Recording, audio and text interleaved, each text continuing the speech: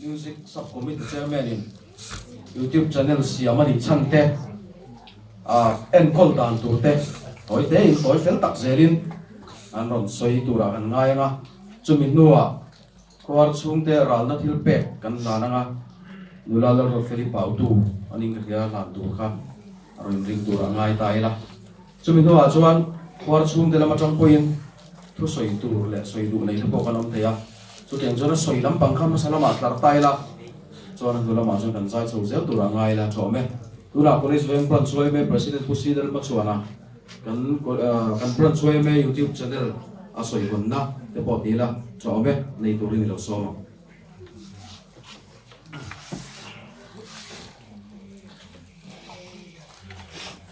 le kan troi twin aron seng khan zanina hian hun chep takara member tam jok ten kan fiat thei na hun te ni boka wangin ko har in lo trin mu khom na hun kan nei bok thin si lawa tin in thung tamin ro man na an han siama rei lo turangai la chumi ma chuan tun trum kan khor in kalphung hei biak in bul nai ni a ti dang lam lo thei lo ania wangin ko har in te pok an han tron tlaya chum dang ne na khai khin chuan na hun chung te pok a rei lo ni na fiata maro chu kor chung ten min fiat thiam wai mo kan ngen tak me wani ten chu mi ma chuan hei kan fiat angin kan thu thleng hi kan ngai mo tlang to khona ya po min fil tu soi tu an tam to ke in chen lo hi pakhat zok hi an hiama in chi som ania pakhat zok hi fit khat ania in chi som zok hi a thuta ha thlak em mai hei hi siam tura committee in kan lo rel to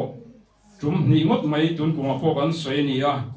hilai adana po kan da san deu thap to nia kan hiam ho hi siam turin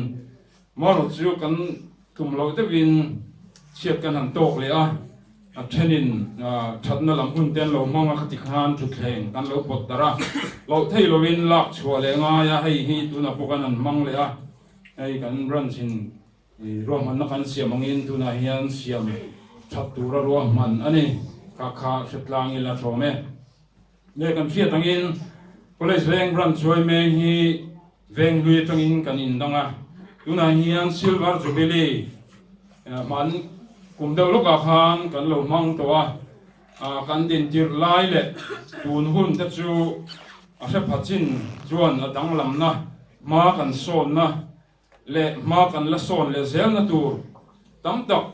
kan hria in kan soi thei ome nang ma ni ang rual thalai rual no pang zok te po in ron tel china po ma kan son na veng hausa le veng ro pui te angin langsarin waile khata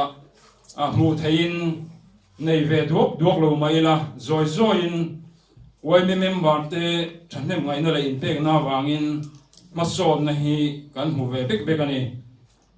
chotiang ang kal chho zela chuan ngai tu na thar te po kan nei zela roi tu fel tak tak kan nei bel zela tun lai khowela kan kal phung zinga trom ngai pol mai pol ni lo ko frante sarkar mimal ang po atel lo kanom thei to lo internet manga til chi frang khoina ti na tho na te po kan tianga kong en kima poi mo em maya chutiang zinga pakhat YouTube channel hi kan thewin rin oma kan han ngai tua music subcommittee te ngai tuana an lo senga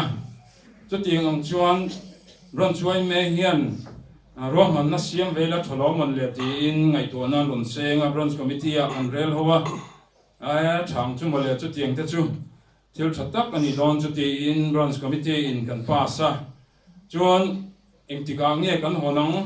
bul kan tonang ti te po kan han soi howa a soi honna angin zani na hian kan han mangta ni a kan malang na frang hun kal to mi te